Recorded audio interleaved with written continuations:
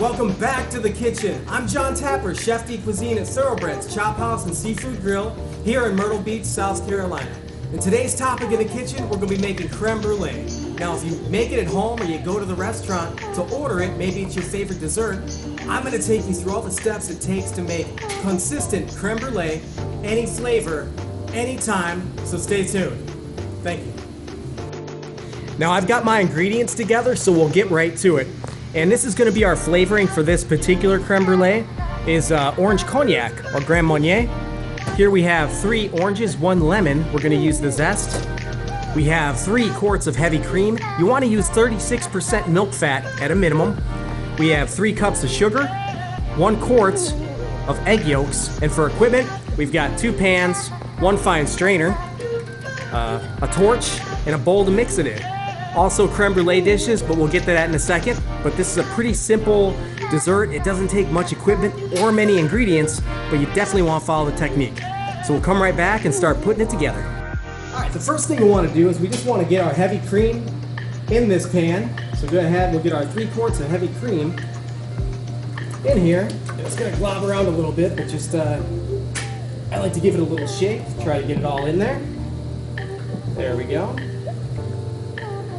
So once we get our cream in there, we're going to go ahead, we're going to add our orange zest. That's 3 regular sized oranges, just the zest.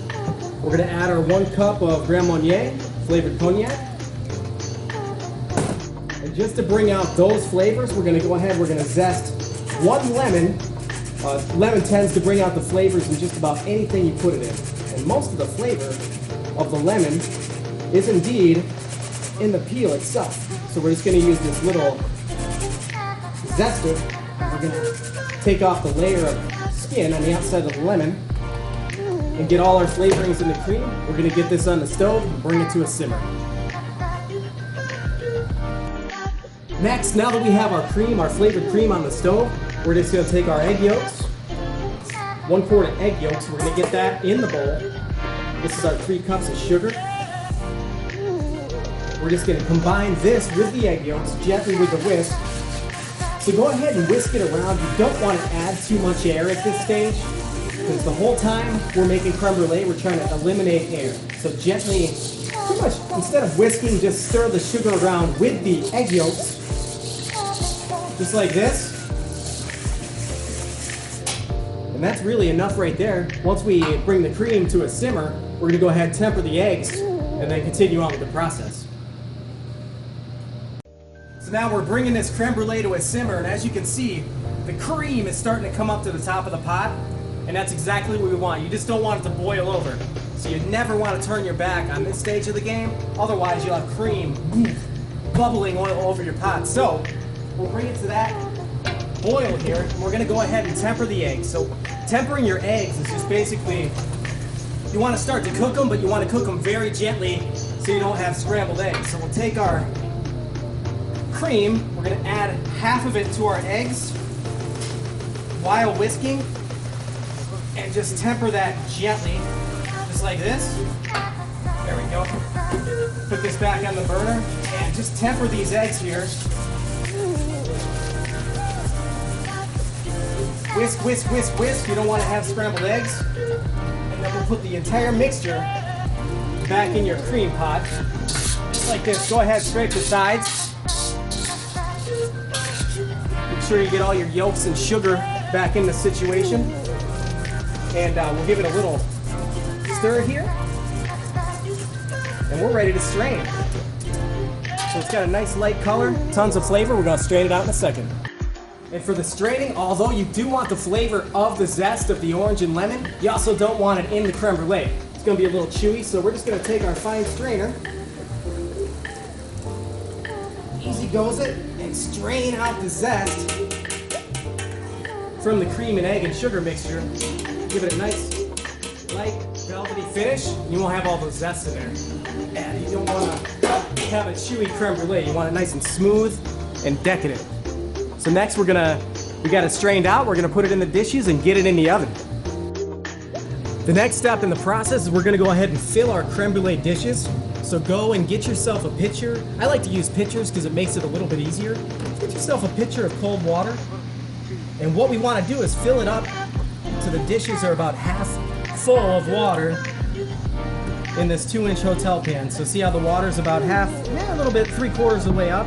That's a good thing because you want to surround them by water.